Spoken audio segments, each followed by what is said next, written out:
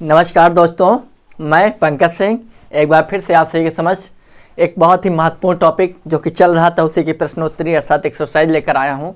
Reasoning में व्यवस्थीकरण, जिसको English में रैंकिंग अरेंजमेंट बोलते हैं, पदानुक्रम व्यवस्थीकरण। तो उससे रिलेटेड जितने भी फंडे थे, जितने भी स्टेप थे, जो भी तरीके थे, कैसे कैसे आयोग प्रश्न पूछता है, कैसे कैसे प्रश्न बना सकता है, तो सारी चीज़ें हो गई थी। किस किस प्रकार से सवाल आ सकते हैं, तो उन्हीं से रिलेटेड जो भी महत्वपूर्ण सवाल हैं उनकी एक एक्सरसाइज लेकर मैं आया हूं, ताकि आपकी आसानी हो के लिए, ताकि जो भी क्वेश्चंस आपके दिमाग में चल रहे हों, जो भी टफ क्वेश्चंस हों, वैसे सवाल लेकर आऊँ। अगर वहाँ पर ना समझ में आए हो तो यहाँ पर एक बार देख लें। तो उम्मीद करते हैं आप सभी को विधिवत समझ में आ रहा होगा और आप सभी विधिवत एंजॉय कर रहे होंगे। तो चलिए देखते हैं, डायरेक्ट प्रश्नोत्तरी से प्रश्न लेते हैं और आपको समझाते हैं। हम क्वेश्चन नहीं लिखेंगे, हम क्वेश्चन सिर्फ बोलेंगे और आप चाहे तो वीडियो को पॉज कर करके लिख लें या जैसे मैं कर रहा हूँ वैसे करने की कोशिश करें। रीजनिंग में क्वेश्चन लिखने की कोशिश मत करना, सिर्फ जो मेन पॉइंट्स हैं वो कैच करना सीखें, जैसे मैं करूँगा वैसे। देखिए, पहला क्वेश्चन है हमारा, लड़कों की एक कतार में आनंद बाएं से गिरा हुआ है। आनंद बाएं से गिरा हुआ है, ठीक है, अच्छी बात। तथा दीपक दाएं से 15वां है। दीपक जो है वो दाएं से 15वां है। तो अब क्वेश्चन ये है, जब ये दोनों अपना स्थान आपस में अदल बदल कर लेते हैं तो आनंद बाएं से 25वां हो जाता है। तो आनंद बाएं से 25वां हो जाता है। तो आप बताएं कि दीपक का परिवर्तन के बाद या स्थान बदलने के बाद नया स्थान क्या होगा। तो ऐसे क्वेश्चन मैंने बताए थे। तो बहुत ही ईजी तरीका मैंने बताया था, जब स्थान परिवर्तन कंडीशन आए। एक कंडीशन था, इस स्थान परिवर्तन नहीं हुआ था, वहाँ पर एक व्यक्ति की दोनों कंडीशन दे रखी थी और एक की केवल एक दे रखी थी, और उन्होंने वहाँ पर कुल कैंडिडेट्स की संख्या पूछ ली थी आपसे, ठीक। तो वहाँ पर क्या करते थे, दोनों को ऐड कर लिया था मैंने, आपस में ये किया था। बस मैंने ये आपको बताया कि यहाँ पर ये चीज़ याद देनी है, अगर एक ही व्यक्ति के 2 स्थान दिए जाए उसको घटा लेना है, ठीक। तो दोनों को हमने घटा लिया था, बाकी इसको ऐड करके मैंने कुल कंडीशन कुल व्यक्तियों की संख्या बता दी थी। लेकिन जब एक व्यक्ति के दोनों स्थान दिए जाएं, एक का एक स्थान दिया जाए, परिवर्तन के बाद दाएं बाएं से कुछ भी करके वो क्वेश्चन पूछ ले, आगे पीछे प्रारंभ अंत से, तो वो ये ऐसा सवाल है। तो इसमें ये जो तरीका मैं आपको बता रहा हूँ, इसमें एक साथ 3 आंसर आ सकते हैं। पहले तो यहाँ पूछेगा परिवर्तन के बाद नया स्थान, अर्थात दीपक का नया स्थान क्या होगा वो आएगा।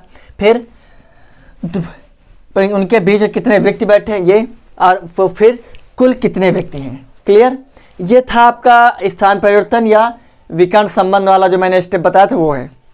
तो चलिए देखते हैं। सबसे पहला तरीका, ऊपर सदैव बाएं से दाएं की ओर चलेंगे और ये हम देखेंगे कितने का अंतर है। तो 11 + 4 15 होता है, तो वही अंतर यहाँ पर उसकी भरपाई कर देंगे, तो 25 4 आपका हो जाएगा 29, अर्थात दीपक का जो नया स्थान है वो है 29। क्लियर। अब इसने सिर्फ दीपक का स्थान पूछा तो इसलिए आपका आंसर आ चुका है, लेकिन यहीं से 3 प्रकार के सवाल बनते हैं कि इनके बीच में कितने व्यक्ति बैठे हैं। तो आपको देखना है कि कितने व्यक्ति बैठे हैं। 11 और 25 कितना होता है, 14 11 25, सही है, 14 11 25, हाँ। तो दोनों किसी एक व्यक्ति के दोनों स्थान का अंतर -1 को बीच में बैठे व्यक्तियों की संख्या आ जाती है। तो 14 - 1 कितना हो जाएगा, 13 व्यक्ति इनके बीच बैठे हैं, ठीक। यदि अब आपसे यहाँ से फिर पूछ ले कि कुल कितने व्यक्ति हैं या अधिकतम, कुल और अधिकतम दोनों एक ही चीज़ है, ठीक। अधिकतम करके पूछे तब भी कुल ही पूछ रहा है, और कुल पूछ रहा है तब भी समझ लो वो अधिकतम ही पूछ रहा है। क्लियर। तो विकर्णों का योग -1 आपका क्या था, कुल या अधिकतम संख्या। तो 25 और 15 कितना आता है, 25 15 हो जाएगा 40। मैंने आपको बताया था जब ऐसे सवाल हो तो आपको चेक कर लेना है कि सवाल सही है गलत है कब, अगर विकर्णों का योग आपका बराबर आ रहा है, इधर 40 है और इधर भी देखिए 29 और 11 40 होगा, यानी आपका सवाल सही चल रहा है, ठीक। तो विकर्णों का योग -1 क्या हो जाएगा, 39। नया स्थान दीपक का 29, उनके बीच बैठे हुए, चाहे इधर से देख लो चाहे इधर से, बीच में बैठे हुए व्यक्तियों की संख्या 13 प्लस अधिकतम में कुल व्यक्तियों की संख्या कितनी, 39। क्लियर। अगला क्वेश्चन है, 31 विद्यार्थियों की कक्षा में 31 विद्यार्थियों की कक्षा में आरूढ़ का स्थान बाएं से 17वां है। ठीक है, दूसरा क्वेश्चन है 31 कुल कैंडिडेट हैं। ठीक, ये लिख लो 31 विद्यार्थी हैं, अर्थात कुल कैंडिडेट जितने 31 हैं उसमें आरूढ़ का स्थान बाएं से 17वां है। अरुण का बाएं से स्थान 17वां है, तो आपको बताना है अंत से उसका कौन सा स्थान होगा। बाएं से पूछे, दाएं से पूछे, प्रारंभ से पूछे, क्लियर, अंत से पूछे, शुरुआत से पूछे, आखिरी से पूछे, तब कुछ नहीं करना है। सिर्फ मैंने आपको एक चीज़ बताया था, जब किसी भी व्यक्ति के 2 स्थान दिए जाए और कुल संख्या पूछ ली जाए तो दोनों का योग -1 आपका कुल होता है। लेकिन जब कुल दे दिया जाए और कोई एक स्थान दे दिया जाए, प्रारंभ का दे दिया जाए चाहे अंत का दे दिया जाए, तो कुल में वो जो स्थान दिया जाए उसको घटाकर -1 कर देंगे, हमारा आंसर आ जाएगा। तो हम यही करेंगे 31 में 70 सब्ट्रैक्ट कर लेंगे तो कितना आ जाएगा, यहाँ 11, 11 7 4 11, यहाँ बचा 2 में गया 14, 14 -1, क्लियर। कितने, कौन से इसका अंत से, क्योंकि बाएं से 17वां है तो दाएं से पूछा है तो क्या हो जाएगा, हाँ 13वां। अब देख लो सवाल सही है गलत है, अगर इनका योग 31 आ रहा है तो हमारा सवाल सही होगा। जोड़ो 7 3 10, 1 1 2 1 3। मैंने बताया था कि जब दोनों व्यक्तियों के स्थान दे दिए जाएं और कुल संख्या निकालनी हो तो दोनों व्यक्तियों का योग बराबर, एक व्यक्ति जब हो तो एक व्यक्ति के दोनों स्थान दे दिए जाए और कुल संख्या पूछ ली जाए आपसे, तो दोनों स्थान को जोड़ लो। 17, भाई इसका बाएं से आ गया या दाएं से निकल आ गया, आंसर तो ये है। ठीक, तरीका क्या है, तो इनको दोनों को जोड़ लो। ठीक, जोड़ने के बाद तब स्थान, एक व्यक्ति के जब दोनों स्थान देते हैं तब कुल संख्या पूछी जाएगी, अधिकतम पूछी जाएगी। तब आपको क्या करना है, तो दोनों के स्थान को जोड़ करके +1 कर देना है, तो हमारा आंसर आ जाएगा। तो आप देखिए 30 + 1 31 हो जाएगा, यही तो है कुल संख्या। क्लियर। अगला एक और देखिए 37 विद्यार्थी हैं। 37 विद्यार्थियों के कक्षा में बाएं तरफ से राधा और सरोज के स्थान के अनुसार 10वां एवं 16वां है, दाएं से उनका स्थान क्या होगा। कितने व्यक्ति हैं, 37 कैंडिडेट हैं। चलिए ये कुल कैंडिडेट है। ठीक, इसमें इन्होंने बताया है कि बाएं तरफ से राधा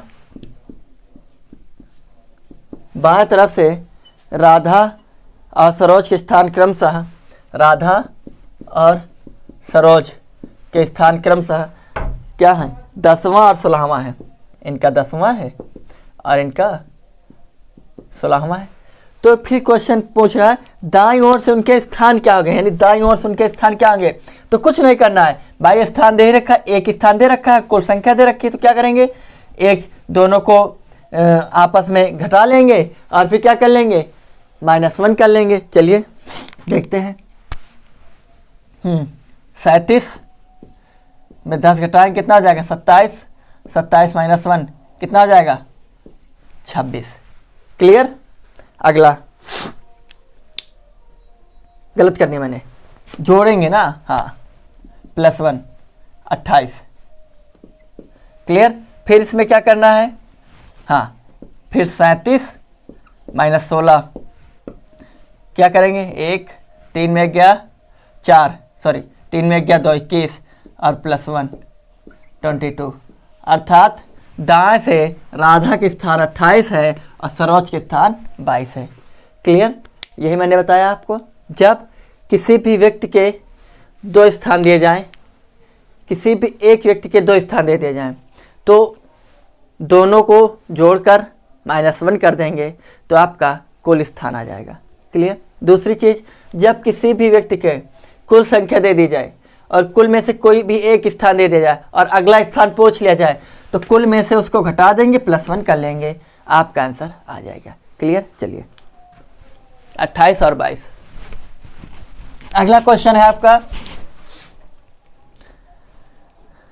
60 विद्यार्थियों की कक्षा में लड़कों की संख्या लड़कियों की संख्या दोगुनी है। कुल 60 स्टूडेंट हैं। क्लियर। चलिए देखते हैं। जो लड़के हैं अर्थात बॉयज, उनकी संख्या लड़कियों की संख्या से दोगुनी है। तो 60 बॉयज कितने हो जाएंगे? अगर इनको हम 40 कर दें, इनको 20 कर दें, 40 और 20 60 होता है, और लड़कियों की संख्या 20 है, लड़के इसके दोगुने अर्थात 40 हो गए। क्लियर? तो श्याम का स्थान कक्षा में ऊपर से 17वां है। श्याम का, एक लड़का है उसका नाम श्याम है, उसका स्थान ऊपर से 17वां है। तो आप बताएं, यदि श्याम से पहले 9 लड़कियां हैं, श्याम से पहले 9 लड़कियां हैं, तो श्याम के बाद कितनी लड़कियां हैं? जब आपको पता है कुल 20 ही लड़कियां हैं। क्लियर? और 7 9 श्याम से पहले हैं, तो बाकी 9 घटा लो, 11 इसके बाद लड़कियां हो जाएंगी। क्लियर? अगला, एक परीक्षा में उत्तीर्ण होने वाले छात्रों में गुड्डू के स्थान ऊपर से 16वां है। एक लड़का है गुड्डू, इनका स्थान ऊपर से 16वां है, ऊपर से स्थान 16 तथा नीचे से 29वां है, और नीचे से 29वां है। तो 6 छात्रों ने प्रतियोगिता में भाग नहीं लिया। 6 ऐसे लड़के हैं जिन्होंने भाग नहीं लिया, ठीक है, अर्थात पार्टिसिपेट नहीं किया है, और 5 अनुत्तीर्ण हो गए। 5 क्या हो गए? अनुत्तीर्ण, अर्थात फेल हो गए। क्लियर? तो अब आपका क्वेश्चन ये है, तो आप बताएं कि कक्षा में कितने छात्र थे। सिंपल सी बात है, मैंने आपको बता रखा, जहां पर भी किसी भी एक व्यक्ति के 2 स्थान दे रहे, दोनों को जोड़कर -1 कर देंगे, कुल आ जाएगा। तो चलो दोनों को जोड़ लें, कितना होगा? 9 6 15, 2 1 3 1 4, 45 हो गया। कुल छात्र चाहे पेपर में बैठे हों या ना बैठे हों, फेल हुए चाहे ना फेल हों, जितने की उसने बात की दे रखी है, कुल छात्रों की बात बता रखी है। तो भाई कक्षा में ये छात्र थे ना, तभी तो बता रहे कि इन्होंने भाग नहीं लिया परीक्षा में भाग नहीं लिया। कुल छात्र क्लास में कितने ये पूछ रहा है, तो क्या जाएगा? 45 इतना आया, 45 -1 कर देंगे, कितना आ जाएगा? 44। क्लियर? राइट? अब क्या कर दें, 44 में 6 जोड़ लो, +5 जोड़ लो, कितना हो जाएगा? 44 6 50 55। कुल कक्षा में क्लास में 55 बच्चे हैं। ठीक, आगे देखते हैं।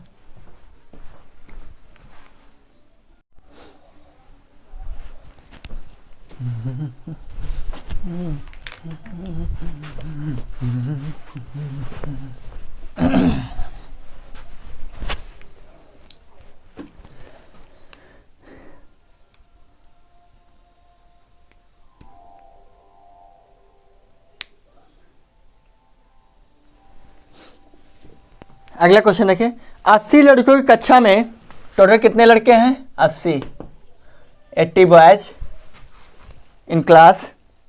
एक लड़के की योग्यता श्रेणी में ए का ऊपर से 43वां स्थान है। ये ए नाम का लड़का है जिसका ऊपर से 43वां स्थान है, तो उसका नीचे से कौन सा स्थान होगा? कुछ नहीं, 80 में 43 घटा दो तो 10 में 3 गया 7, इधर हुआ 7 में 4 गया 3, और +1 बराबर कितना हो जाएगा? आपका हो जाएगा कुल 38। क्लियर? राइट? अगला, 40 विद्यार्थियों के कक्षा में अजीत टोटल 40 स्टूडेंट्स हैं, 40 कैंडिडेट्स हैं। ठीक, 40 विद्यार्थियों की कक्षा में अजीत का नीचे से 28वां स्थान है। अजीत का नीचे से 28वां स्थान है, नीचे से 28वां स्थान है। ठीक, तथा बाबू प्रथम से 16वें स्थान पर है। एक कैंडिडेट है बाबू, ये स्टार्टिंग से 16वें स्थान पर है। चंद्रा का नीचे से 31वां स्थान है, चंद्रा का नीचे से 31वां स्थान है। भुवन का प्रथम से 14वां स्थान है, प्रथम से 14वां स्थान है। तो आप बताएं उनमें सबसे ऊपर किसका स्थान है? कुछ नहीं करना है, सबसे पहले ये आपको देखना है कि कौन से वो 2 कैंडिडेट हैं जिनका नीचे से स्थान दिया गया है। तो नीचे से स्थान किसका दिया गया है? अजीत का नीचे से स्थान एक दे रखा है ऊपर से, और बाबू का प्रथम चंद्रा का नीचे से स्थान चंद्रा ये, ठीक, ये दोनों आगे से पीछे से हैं, क्लियर। तो इनका नीचे से स्थान दे रखा है, तो इनको 28 में 40 घटा दो पहले। तो 28 में 40 क्या कितना बचा? 12, 12 + 1, इनका स्थान है 13, क्लियर। अगला और हाँ से ये इधर तो 31 में इसमें 9 + 40 में 9 + 1 10। तो आप देखो किसका इसका स्थान इसकी संख्या का मैंने ये आगे है ना, तो इन्होंने पूछा है कि बताएं उनमें सबसे ऊपर किसका स्थान है, तो आपका आंसर होगा चंद्रा का स्थान सबसे ऊपर है, क्लियर। अगला क्वेश्चन देखते हैं। किसी छोर से शुरू करने पर यदि किसी पंक्ति में आपका नंबर 11वां है, किसी भी छोर से शुरू करो, चाहे आगे से शुरू करो चाहे पीछे से शुरू करो, और आपका 11वां स्थान है, तो बताएं कुल पंक्ति में कितने लोग हैं। तो 11 11 कितना हो जाएगा? 11 11 22। मैंने बताया जब किसी एक व्यक्ति के 2 स्थान दे दिए हैं तो कुल संख्या ज्ञात करने के लिए दोनों का योग -1, 22 - 1 टोटल कितना हो जाएगा? 21, क्लियर। आगे समझ, जैसे ही पूछ ले जाए कि किसी पंक्ति में आपका आगे और पीछे दोनों की तरफ से स्थान 5वां है, तो कुल कितने व्यक्ति हो जाएंगे? देखो 1 2 3 4 5 6 7 8 9, ठीक, 1 2 3 4 5, 1 2 3 4 5, कितने व्यक्ति हैं? कुल 9 ही तो है, क्लियर। आगे समझो, तो 5 5 5 5 5 10 -1 9, क्लियर। आगे एक कतार में 17 लड़कियां हैं, यानी कुल गर्ल्स कितनी हैं? 17 हैं। कतार है, लाइन है, ठीक। प्रारंभ से बीच वाली 9वीं है। अगर इधर से आप स्टार्ट करोगे तो बीच वाली 9वीं है, तो 1 2 3 4 5 6 7 8, बीच वाली 9वीं है, ये बीच वाली, ठीक। तो क्वेश्चन उन्होंने पूछा है कि अंत से बीच वाली लड़की किस नंबर पर होगी। सिंपल सी बात है कि क्या है, दोनों का योग -1, 9 9 कितना हो जाएगा? 9 9 18 -1 17। अगर इधर से भी आप देखेंगे तो 19 ही 9वां ही होगा। 17 16 15 14 13 12 11 और 10, 1 2 3 4 5 6 7 8 9, 1 2 3 4 5 6 7 8 9, क्लियर। अगला देखते हैं। हाँ, 20 छात्रों की एक पंक्ति में 20 छात्र हैं, अर्थात 20 स्टूडेंट्स हैं, टोटल 20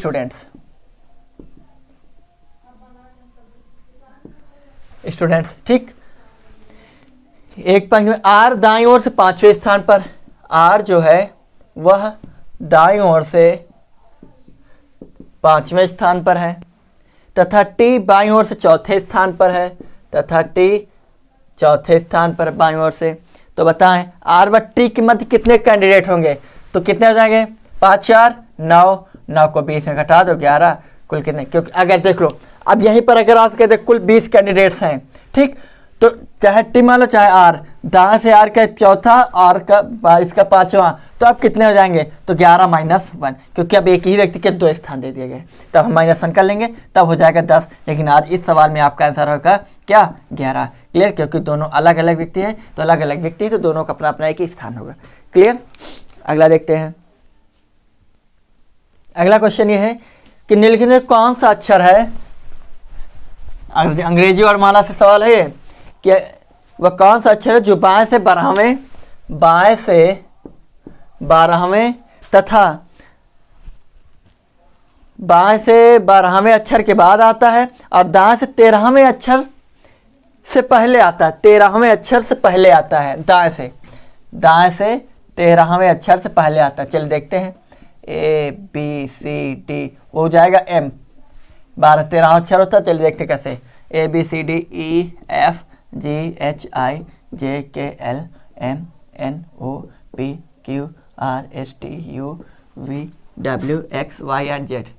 1 2 3 4 5 6 7 8 9 10 11 12 13 13, ठीक। 13 अक्षर से पहले, और इधर 12वें अक्षर के बाद 1 2 3 4 5 6 7 8 9 10 11 12, 12वें अक्षर के बाद और 13वें अक्षर से पहले, क्लियर। आगे समझ में? M, good. तो ये रहे कुछ अति महत्वपूर्ण सवाल जो कि आज की परीक्षा की दृष्टि से बहुत ही उपयोगी हैं। तो उम्मीद करते हैं आप सभी को बेहतर तरीके से समझ में आए होंगे। तो चलिए आज के लिए इतना ही। आज सभी का बहुत बहुत धन्यवाद। लेक्चर्स जो है आपको थोड़ा 1-2 दिन के अंतराल मिल रहे हैं, उसके कुछ रीजन्स ये है कि मेरी कुछ पर्सनल प्रॉब्लम्स है जिसकी वजह से मैं पर डे क्लास शूट नहीं कर पा रहा हूँ। ठीक है, इसके लिए माफ़ी चाहता हूँ। जैसे मेरी प्रॉब्लम सॉर्ट आउट होगी वैसे फटाफट आपको पर डे 1-2 लेक्चर पिछले सेशन के हिसाब से आते रहेंगे। ठीक, तो आप सभी का बहुत बहुत धन्यवाद। Thank you. जय हिंद, जय भारत।